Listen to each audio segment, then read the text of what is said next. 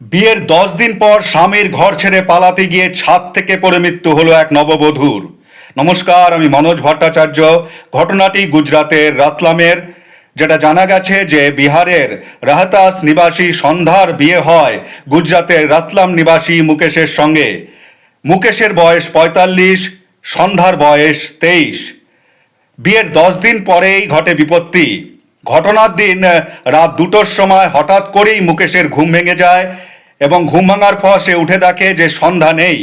এরপর প্রতিবেশীদের ডেকে অনেক খোঁজাখুঁজির পর বাড়ির পিছনে একটি ফাঁকা জায়গায় সন্ধ্যাকে পড়ে থাকতে দেখা যায়। কাছে গিয়ে দেখা যায় যে তখনও সন্ধ্যার শ্বাস রয়েছে।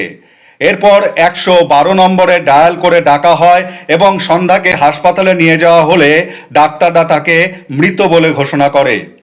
এরপর পুলিশ সন্ধ্যার বাপের বাড়ি খবর দিলে 2 দিন পার হলেও সন্ধ্যার বাপের বাড়ি থেকে কেউ না আসায় সন্ধ্যার দেহ পোস্টমর্টেম করে সন্ধ্যার স্বামীকে হস্তান্তর করে দেওয়া হয়। সন্ধ্যার স্বামী এবং তার পরিজনেরা এরপর সন্ধ্যার অন্ত্যেষ্টিক্রিয়া সম্পন্ন করে।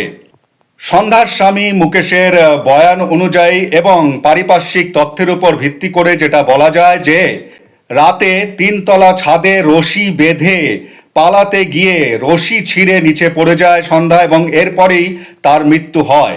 সন্ধ্যা বাড়ির পিছনে যেখানে পড়েছিল সেখানে রশির অর্ধেক টুকরো পাওয়া যায় এবং বাকি অর্ধেক টুকরো পাওয়া যায় ছাদে। যদিও পুলিশ ঘটনার অন্তর তদন্ত শুরু করেছে।